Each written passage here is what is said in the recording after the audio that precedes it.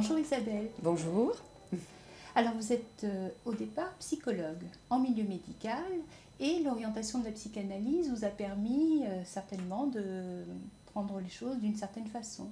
En sortant de la faculté de psychologie, je me suis orientée dans le milieu médical, mais la première raison, en fait, c'est que je n'avais pas envie d'aller travailler en psychiatrie. En fait, j'avais une idée assez étrange de la psychose, qui était une structure figée, gelée. Enfin, c'est comme ça qu'on nous l'enseignait à la faculté de psychologie à l'époque. Et donc, je me disais qu'il y avait rien à faire avec les psychotiques. Mais je pense aussi que c'était peut-être quelque chose qui me faisait peur. Et je me suis dit qu'en médecine, il n'y avait pas de psychotiques. Et du coup, voilà. C'était des gens qui souffraient au niveau de leur corps, mais avec qui on pourrait vraiment parler, communiquer. Je pense que je suis arrivée quand même dans cette clinique-là avec l'idée, et bien peut-être quand même de vouloir guérir les gens, de vouloir en tout cas qu'ils aillent mieux, que peut-être je pourrais les soulager de la souffrance psychique qu'ils pouvaient vivre à l'hôpital. Et donc la première clinique dans laquelle je suis venue travailler, c'était la clinique du sida.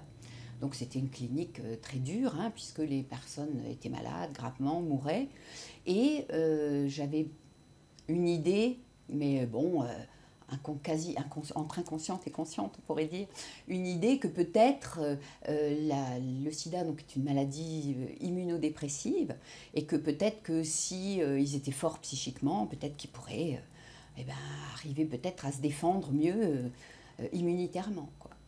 Bon, bien sûr, vous imaginez que j'ai très vite déchanté. Petit à petit, je pense qu'effectivement, avec ma psychanalyse et puis l'apport de l'enseignement de la psychanalyse grâce à l'école Lacoste freudienne, hein, cet enseignement-là tout à fait particulier m'a permis de pouvoir peut-être lâcher un peu ce désir de guérir des patients et plutôt d'être à l'écoute de ceux dont ils avaient envie de parler, de ceux dont ils pouvaient parler. Et c'était quand même approcher tout ce qui pouvait être innommable, intraitable, autour de la maladie grave, du corps atteint. Et ça, c'est quand même grâce à la psychanalyse que j'ai pu écouter ces patients, les accompagner. Hein. Il y a eu un signifiant qui a été donné par l'école dans les années 90 qui c'était Clip Médecine. On s'est retrouvé donc à l'ACF Est à Strasbourg à se dire tiens, qui s'intéresse. Et puis on s'est retrouvé 3-4 personnes, donc des psychologues travaillant en milieu médical. On a commencé vraiment par faire un cartel de quelle est notre position de psychologue en milieu médical, qu'est-ce qu'on fait, comment on travaille, où est la demande, comment est le transfert, comment on travaille avec les médecins. Peut-être d'essayer de trouver des textes, de trouver des références, de trouver des repères pour essayer un petit peu de... On a lu Canguilhem, on a lu bien sûr tous les écrits des gens de l'école qui écrivaient autour de la maladie du corps grave. Enfin, voilà. Et du coup, ça a été... voilà, très, très riche, très enseignant. Au bout de 4-5 ans de cartel, on a eu envie d'essayer de s'ouvrir un petit peu, d'essayer de travailler avec les médecins.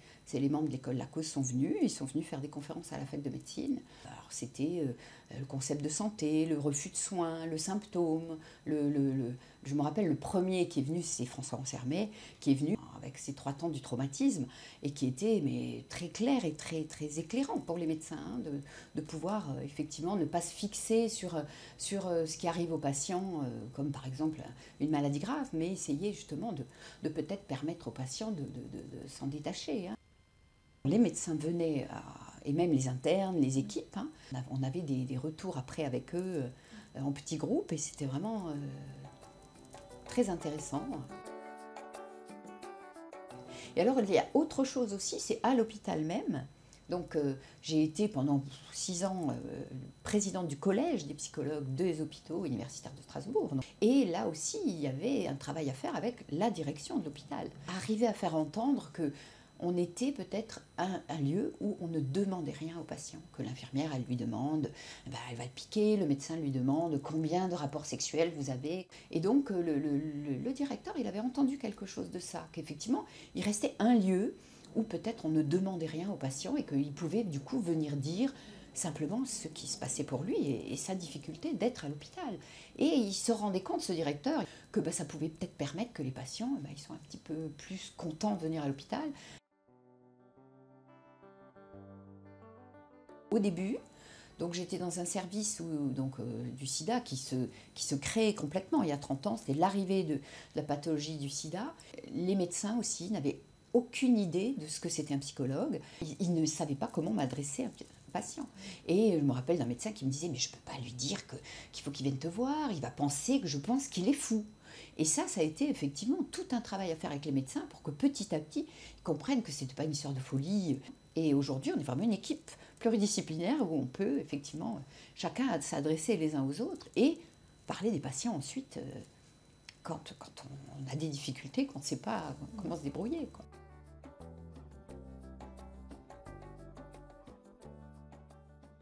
À partir de 1996, il y a eu donc les trithérapies et depuis, les patients ne meurent plus du sida. On est beaucoup plus tranquille d'accueillir des personnes aujourd'hui qui on apprend qu'elles sont séropositives. Nous, on sait qu'il y a des armes, qu'il y a des outils. Mais pour les personnes, en fait, l'annonce d'une séropositivité aujourd'hui est la même. Et la même qu'il y a 20 ans, il y a un avant, un après, donc quelque chose de traumatique. Et donc ces personnes, effectivement, acceptent de venir me voir et même se saisissent de l'entretien psychologique pour pouvoir déjà déplier toute l'angoisse, tout l'imaginaire qui vient massivement autour d'une annonce de séropositivité. Et effectivement, tout autour de cette pathologie se travaille toute la question de la relation à l'autre, dans le dire, ne pas le dire, mais dans la relation sexuelle aussi, et dans la relation affective à l'autre, puisque parfois les personnes n'arrivent même plus à toucher quelqu'un à partir du moment où ils se savent séropositifs. C'est impossible pour eux d'accepter qu'ils sont séropositifs. C'est quelque chose qui est impensable, innommable. Quand ils arrivent en fait finalement à pouvoir le dire à quelqu'un, c'est déjà qu'ils ont pu se le dire à eux-mêmes déjà.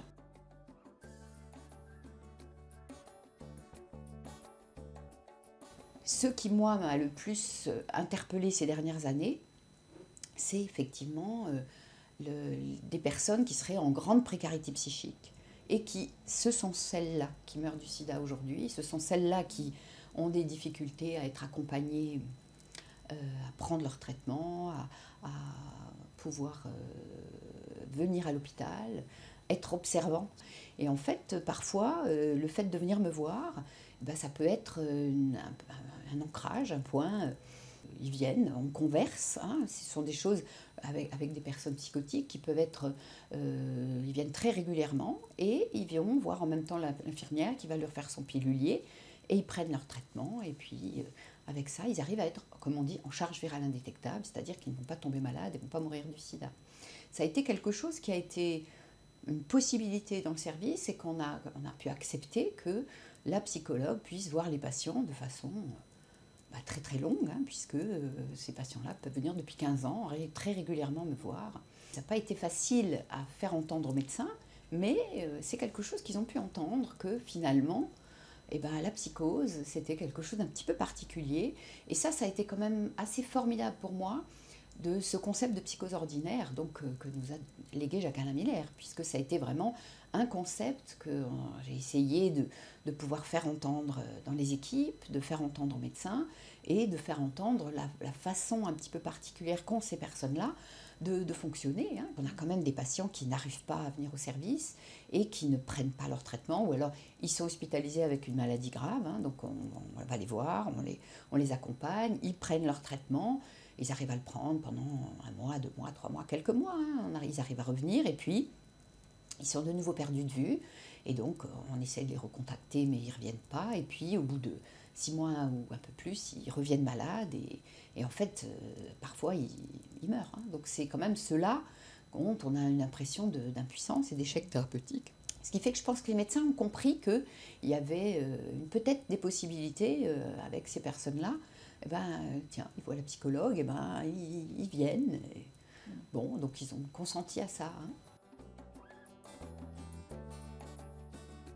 J'ai créé un groupe, donc pas toute seule bien sûr, un groupe qui s'appelle Précarité psychique et santé, et on intervient. Alors il y a l'équipe soins, équipe mobile psychiatrie, qui a des gens des appartements thérapeutiques, des gens de l'association Aide, donc des gens des prises en charge de la toxicomanie, et on se retrouve donc avec des gens du service. on se retrouve et on essaye de parler d'un patient difficile, par exemple. Chacun amène une situation vraiment difficile et on essaye effectivement de pouvoir, de quoi aurait besoin ce patient. En fait, il vient pas à l'hôpital. Pourquoi il vient pas à l'hôpital? Par contre, il va à ITAC, qui est l'association qui s'occupe de personnes en toxicomanes. Donc là-bas, on pourrait peut-être se débrouiller pour qu'il prenne son traitement là-bas. Et puis le transférer là-bas. Et puis, est-ce que quelqu'un d'ITAC pourrait le venir avec lui au service? Ça l'aiderait à venir, que tout seul, ils n'arrivent pas à venir. Enfin.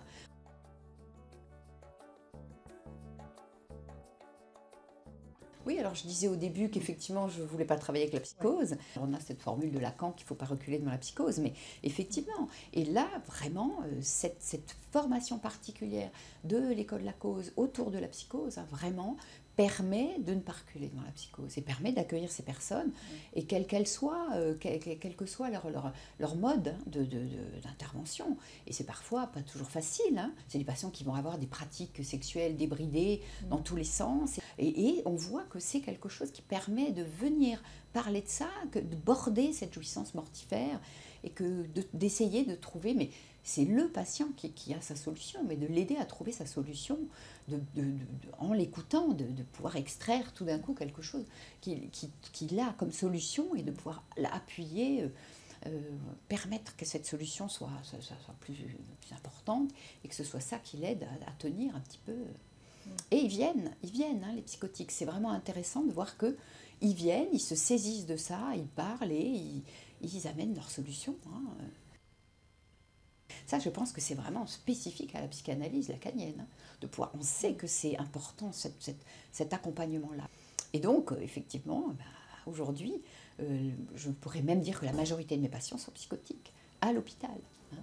Et donc, effectivement, 30 ans après, on voit la différence, l'évolution que la psychanalyse a pu m'apporter.